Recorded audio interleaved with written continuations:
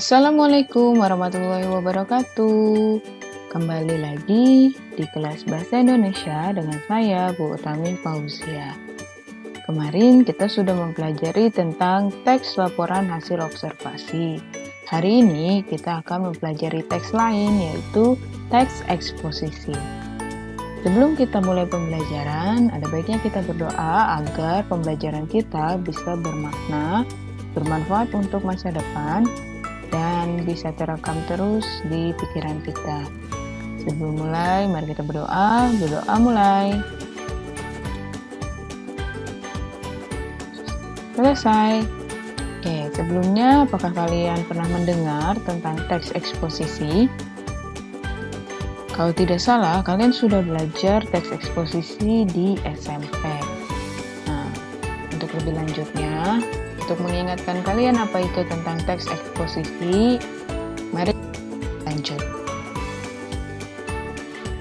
Sebelum itu, saya akan menjelaskan dulu tujuan dari pembelajaran ini. Setelah kalian mempelajari teks eksposisi, kalian harus mampu yang pertama, mendeskripsikan teks eksposisi berkaitan dengan bidang pekerjaan. Nah, kalian harus bisa menjelaskan apa itu teks eksposisi. Kemudian, menganalisis struktur dan kebahasaan teks eksposisi. Selain bisa menjelaskan apa itu teks eksposisi, kalian juga harus bisa menganalisis dari salah satu teks eksposisi berdasarkan strukturnya dan juga kebahasaan teks eksposisi tersebut. Nanti kita akan pelajari. Kemudian, selain mendeskripsikan dan menganalisis, kalian juga diharapkan mampu mengembangkan teks eksposisi secara lisan maupun tulisan. Kemudian setelah itu yang terakhir ada mengonstruksikan. Mengonstruksikan itu artinya membuat. Kalian harus bisa membuat teks eksposisi dengan memperhatikan isi, struktur, dan kebahasaannya. Bagaimana caranya? Mari kita lanjut ke slide berikutnya.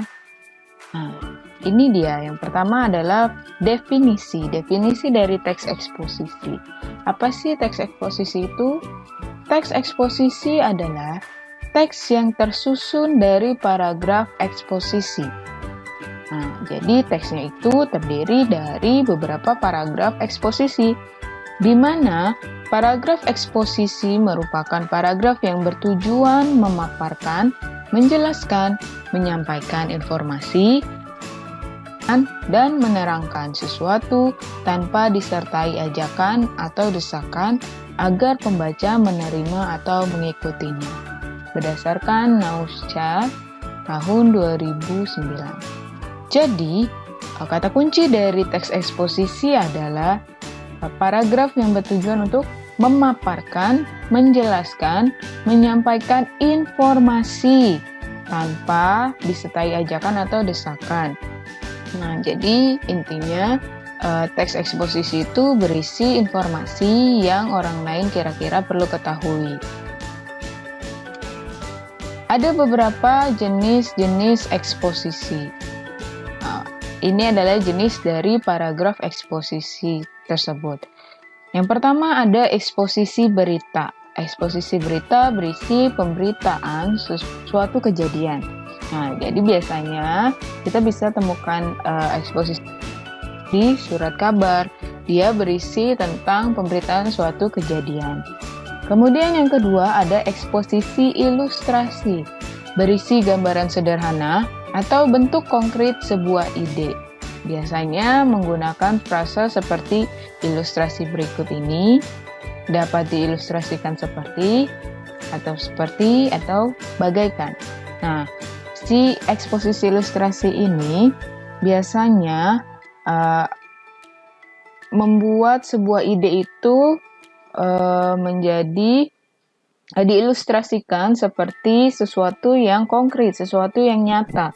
Nah, makanya di sini ada penggunaan seperti ilustrasi berikut ini, atau dapat diilustrasikan seperti itu. Jadi dicontohkan bahwa sebuah ide tersebut sebagai bentuk konkretnya seperti apa. Itu eksposisi ilustrasi. Eksposisi proses. Eksposisi proses berisi petunjuk pembuatan, penggunaan, atau cara-cara tertentu. Jadi, dalam paragraf eksposisi proses ini, biasanya paragrafnya menjelaskan tentang petunjuk atau cara-cara melakukan sesuatu, ya, atau cara menggunakan sesuatu. Nah, biasanya ada pada prosedur teks atau di buku pedoman, buku pedoman melakukan sesuatu, atau ada di resep. Nah, kemudian lanjut eksposisi perbandingan. Eksposisi perbandingan ini berisi ide penulis dalam menerangkan sesuatu dengan membandingkannya dengan hal lain. Jadi, dalam eksposisi perbandingan ini, si penulis itu mempunyai ide, kemudian idenya dibandingkan yang lain dengan hal lain, seperti itu. Jadi di dalamnya ada dua ide yang dibandingkan. Kemudian eksposisi pertentangan. Eksposisi pertentangan ini berisi pertentangan ide satu dengan yang lain. Biasanya penggunaan frasa akan tetapi, meskipun begitu, atau sebaliknya. Nah, jangan sampai terbalik antara eksposisi pertentangan dengan perbandingan. Kalau eksposisi pertentangan artinya ide si penulis itu berlawanan dengan ide lainnya, seperti itu, ya. Itu namanya eksposisi pertentangan. Kemudian lanjut ke eksposisi definisi. Definisi apa itu? Berisi batasan pengertian sesuatu dengan memfokuskan karakteristiknya. Jadi si eksposisi definisi ini fokus pada pengertian, ya, dan juga disertakan dengan karakteristik dari suatu hal. Tuh, biasanya berisi tentang pengertian tentang sesuatu, kemudian karakternya, sifatnya, atau bentuknya seperti apa dijelaskan di situ. Lanjut ke eksposisi analisis. Eksposisi analisis berisi proses pemisahan suatu masalah dari suatu gagasan utama menjadi subbagian dan dikembangkan secara berurutan. Jadi teks eksposisi analisis ini tentang suatu masalah dari suatu gagasan utama yang dibagi menjadi subbagian, seperti itu. Kemudian setelah dibagi-bagi, kemudian dikembangkan kembali secara berurutan. Lanjut ke eksposisi klasifikasi. Nah, ini eksposisi yang terakhir, berisi pengelompokan ke dalam kategori-kategori. Dari namanya aja kita tahu ya, klasifikasi kelas. Jadi idenya itu dikelas-kelaskan gitu, dikelompok-kelompokkan. Misalnya kita membahas tentang sampah. Sampah itu ada sampah organik, sampah anorganik. Nah, kita klasifikasi tuh, kita kelompokkan mana yang termasuk ke dalam sampah organik, mana yang termasuk ke dalam sampah anorganik. Nah, ini semua merupakan jenis-jenis eksposisi. Ada 8 jenis eksposisi yang perlu kalian ketahui. Oke, lanjut. Nah, tadi kita sudah tahu kan jenis-jenisnya ada apa saja. Terus kita cara ngebedain antara teks satu dengan teks yang lain gimana? Teks eksposisi dengan teks prosedur atau teks eksposisi dengan teks laporan hasil observasi. Nah, kita bisa lihat di sini ciri-ciri dari teks eksposisi. Pertama, teksnya bisa dilihat dari bentuk struktur. Ya. Setiap teks itu pasti memiliki strukturnya masing-masing. Nah, kalau misalnya teks eksposisi ini strukturnya terdiri dari tesis, argumentasi, dan penegasan ulang. Jadi ada 3 struktur dalam teks eksposisi, yaitu tesis, argumentasi, dan penegasan ulang. Untuk lebih detailnya akan dijelaskan di slide berikutnya. Oke, ciri yang kedua ada makna. Makna itu artinya teks tersebut mengartikan apa, seperti apa teksnya. Nah, teks tersebut dipaparkan secara jelas bagian-bagian yang hendak dipahami. Jadi, harus untuk bisa membuat teks itu bermakna harus dijelaskan dengan baik gitu ya. Kemudian isi teks. Isi teks ini berupa informasi atau paparan mencakupi berita, ilustrasi, proses, perbandingan, pertentangan, definisi, analisis, dan klasifikasi. Jadi, teksnya itu memungkinkan terdiri dari beberapa paragraf eksposisi yang sudah kita pelajari tadi, yaitu ada eksposisi berita, ilustrasi, proses, perbandingan, dan lain-lain. Nah, tidak menutup kemungkinan ya kalau dalam teks eksposisi itu terdiri dari beberapa paragraf eksposisi. Lanjut, kemudian ke bahasa. Bahasa yang digunakan dalam pemaparan suatu hal harus dijelaskan dengan data, ya, agar diperoleh pengertian yang utuh.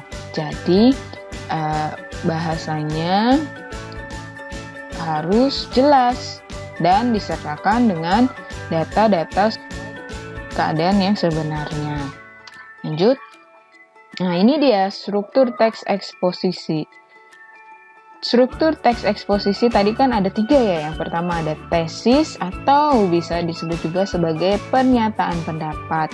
Kemudian yang kedua ada argumentasi, yang ketiga ada penegasan ulang. Nah, si tesis ini tuh apa sih? Berisi apa dia? Biasanya ada di paragraf pertama, ya. Tesis atau pernyataan pendapat. Artinya berisi tentang pendapat atau gagasan pokok, gagasan penjelas dari keyakinan penulis yang dilandaskan dengan data dan fakta. Jadi, tesis di sini biasanya berisi tentang pendapat si penulis tentang suatu hal. Tapi tidak boleh asal-asalan, tetap harus berlandaskan dengan data dan fakta. Nah, biasanya ada dalam tesis ini ada yang namanya gagasan pokok sebelum kita masuk ke argumennya gitu. Nah, gagasan pokok ini sebagai poin utama, sebagai ide pokok, ide utama. Kita lanjut ke paragraf-paragraf berikutnya, penjelas-penjelas berikutnya. Nah, yang akan dijelaskan di argumentasi. Apa sih argumentasi itu?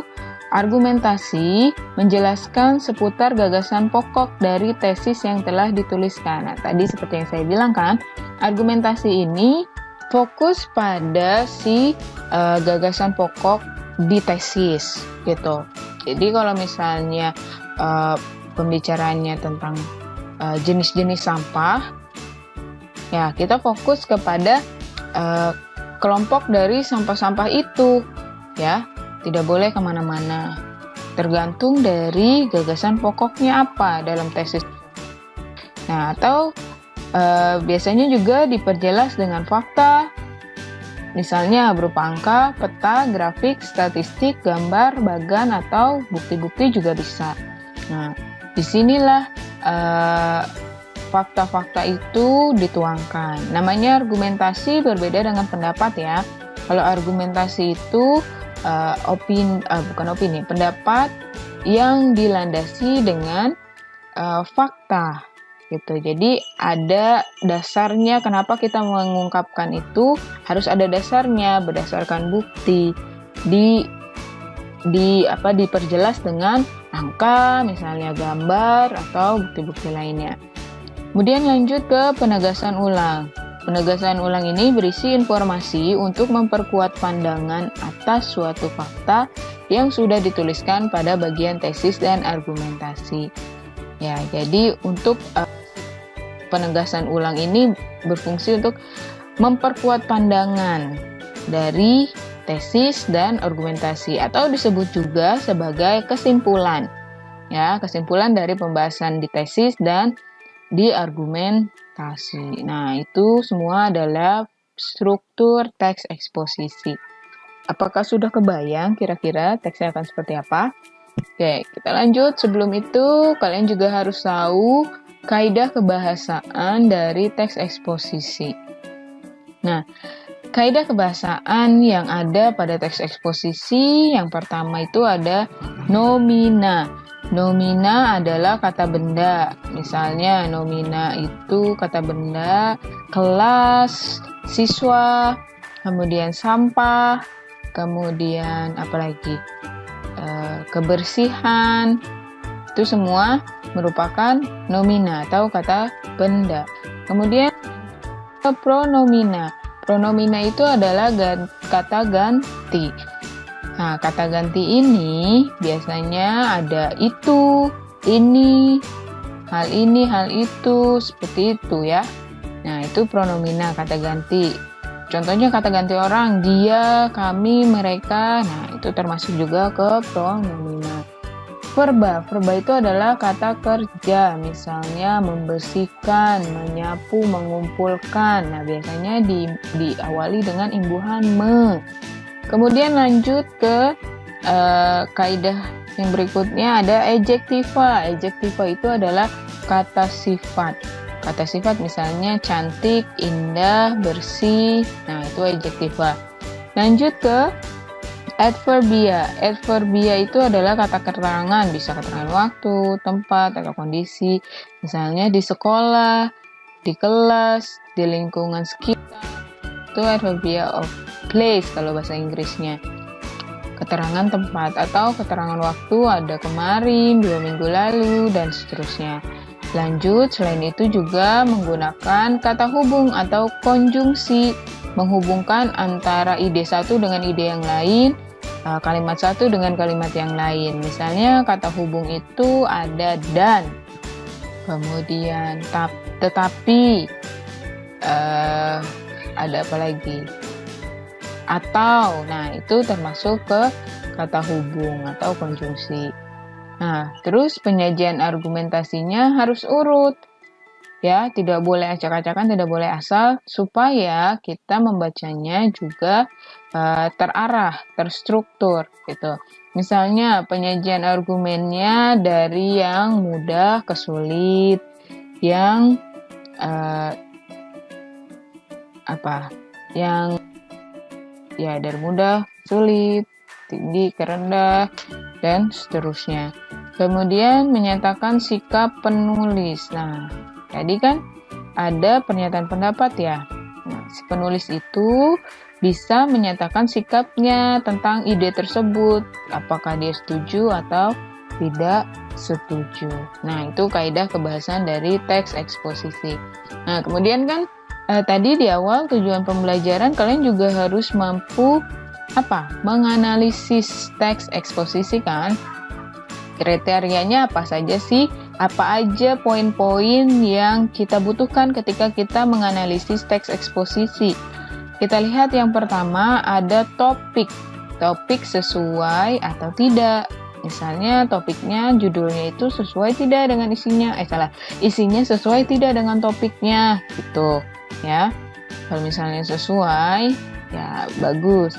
Kemudian yang kedua ada struktur teksnya. Apakah struktur dari teks itu sudah memenuhi syarat seperti yang dijelaskan tadi, terdiri dari tesis, terdiri dari argumen, penegasan ulang.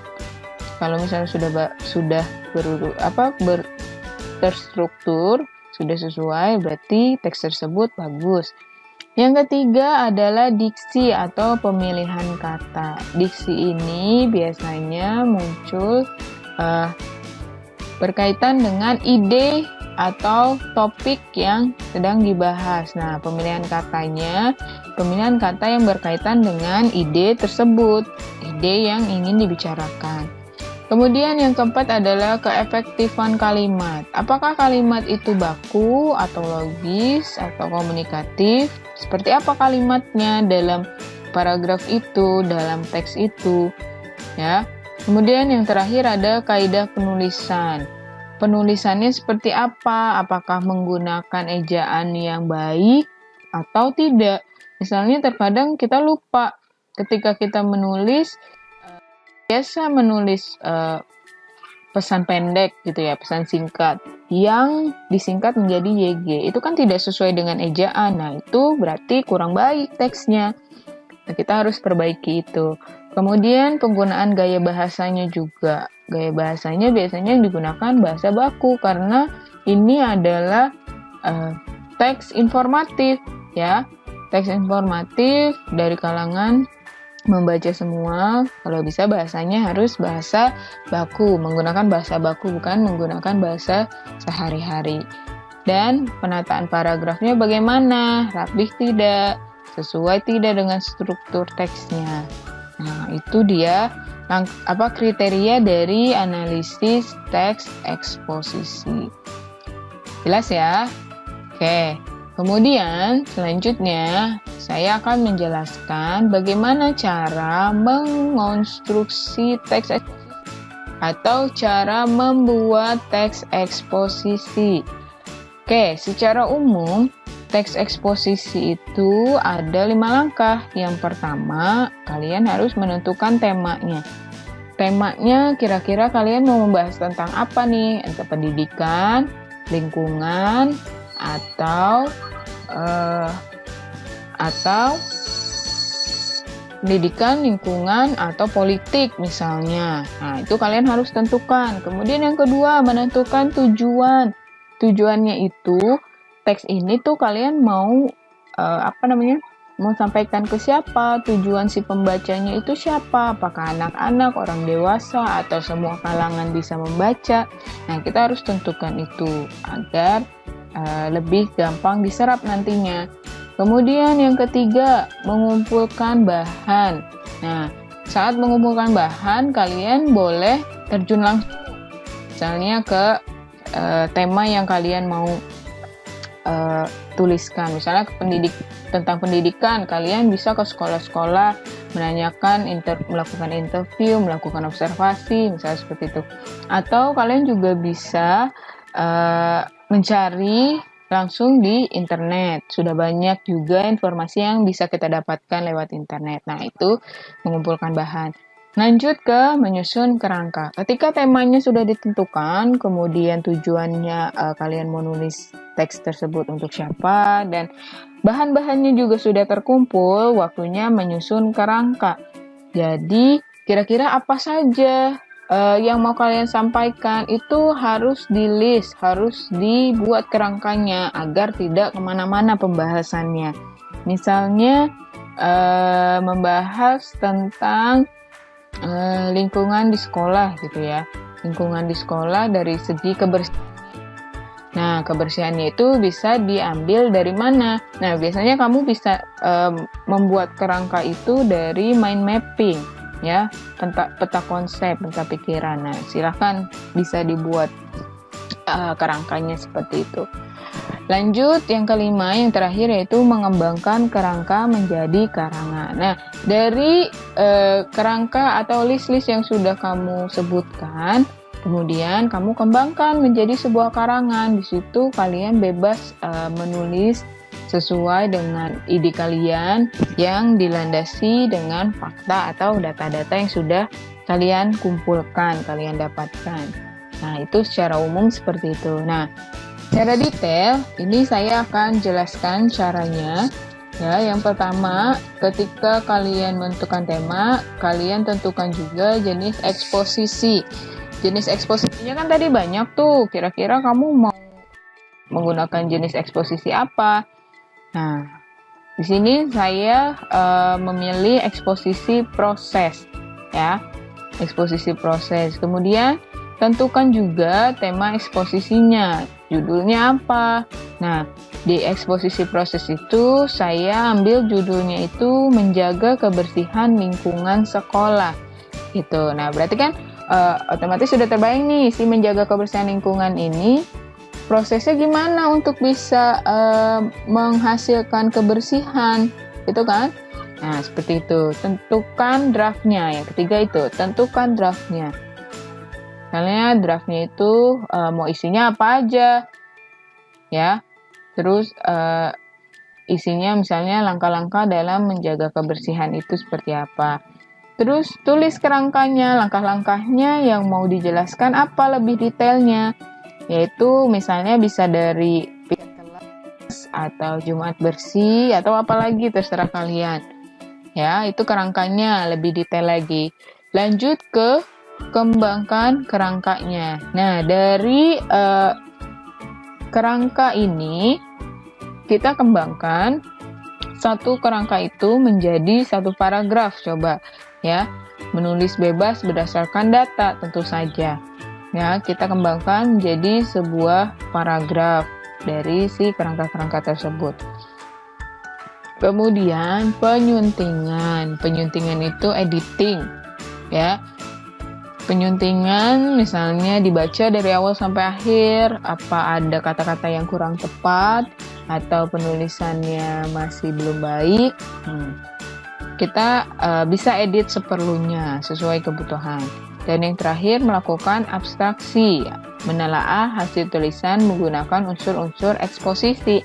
Nah, kalian pastikan tulisan kalian itu sudah sesuai dengan strukturnya, ya, harus ada tesis, ada argumentasi, dan juga ada penegasan ulang. Kemudian selain itu juga ada kaidah kebahasaannya, apakah nominanya sudah ada, kemudian adverbian, pronomina, misalnya semua itu sudah ada belum, dan yang paling penting adalah sikap penulisnya, bagaimana di situ, ya. Nah, ini semua adalah langkah-langkah untuk membuat teks eksposisi. Kira-kira ada sudah jelas, ada yang ingin ditanyakan? Kalau misalnya ada yang ingin ditanyakan, boleh hubungi saya langsung ya. Lanjut. Nah, ini adalah contoh dari teks eksposisi. Nah, ini yang tadi kita sudah buat kerangkanya, kita sudah sesuaikan dengan langkah-langkah yang dijelaskan, ya, jadilah teks seperti ini. Judulnya, menjaga kebersihan lingkungan sekolah. Nah, ini yang pertama ada tesis atau pernyataan pendapat. Jadi, tesisnya ini bunyinya adalah kebersihan lingkungan sekolah merupakan salah satu aspek utama untuk menghasilkan kenyamanan, baik di area sekolah ataupun di area sekitar. Setiap sekolah senantiasa mengarahkan peserta didiknya untuk melindungi kebersihan lingkungan sekolah. Apalagi kebersihan sekolah banyak dilombakan dalam rangka menarik atensi sekolah supaya mereka peduli dalam kebersihan. Metode untuk melindungi kebersihan sekolah diantara lain membuang sampah pada tempatnya, menghabis, menyapu ruang kelas, serta lain-lain.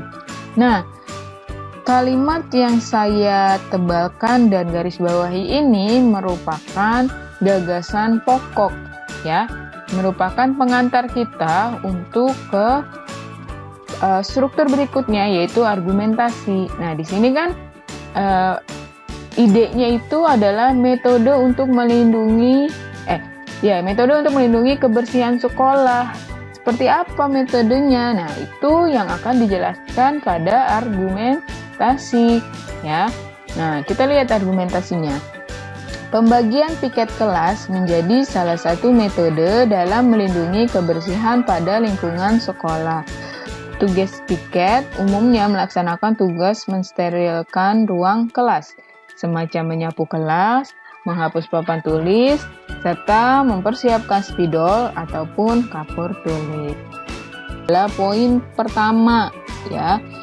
Prosesnya untuk menuju kebersihan sekolah itu yaitu dengan cara pembagian piket kelas. Nah, seperti itu. Cara yang pertama itu pembagian piket kelas agar kelasnya selalu bersih. Kemudian lanjut lagi, tidak hanya itu, setiap hari Jumat biasanya diselenggarakan kerja bakti mensterilkan sekolah sehabis pelajaran berakhir. Banyak kelebihan yang didapatkan ketika aktivitas Jumat bersih. Tidak hanya lingkungan sekolah bersih, ikatan antar peserta didik serta guru pun dapat terus terjalin akrab dengan adanya kerja sama. Jadi, selain pembagian piket kelas, untuk lingkungan sekolah yang lebih besarnya, kita mengadakan kegiatan Jumat bersih, ya. Selain yang kita dapatkan, bisa juga ikatan antar murid dengan guru bisa lebih akrab lagi ya, karena adanya komunikasi di situ. Kemudian lanjut ke struktur terakhir, penegasan ulang. Kebersihan lingkungan sekolah merupakan perihal yang tidak dapat dipisahkan dari kehidupan sekolah, serta ialah aspek yang sangat berarti dalam mencapai keberhasilan proses belajar mengajar. Kebersihan area sekolah hendak lebih menjamin kebersihan seorang peserta menyehatkan. Ya, jadi kebersihan area sekolah menjamin kebersihan si peserta didik itu. Ya, kebersihan tidak sama dengan kemewahan. Kebersihan merupakan usaha manusia supaya area sekolah senantiasa sehat, terpelihara secara berkesinambungan. Itu adalah kesimpulan dari teks eksposisi yang dibuat ini. Gitu ya, sudah paham kira-kira yang dimaksud dengan teks eksposisi dan sudah kebayang? Ya, kalian bisa lihat-lihat lagi, banyak di internet macam-macam teks eksposisi berdasarkan jenisnya yang sudah kita pelajari tadi ya. Oke semua, cukup sekian pembelajaran hari ini. Semoga bisa bermanfaat dan kalian bisa paham dengan penjelasan tadi. Hari ini saya punya quote untuk kalian. Tidak masalah seberapa lambat kamu berjalan, asalkan kamu tidak berhenti. Artinya, lebih baik kamu berusaha untuk tetap maju semampu kamu daripada kamu menyerah dan tidak akan mendapat apa-apa. Jadi, walaupun kamu kurang bisa, tetap semangat untuk mencoba, jangan takut, maju terus, jangan berhenti. Terima kasih atas perhatiannya. Assalamualaikum warahmatullahi wabarakatuh.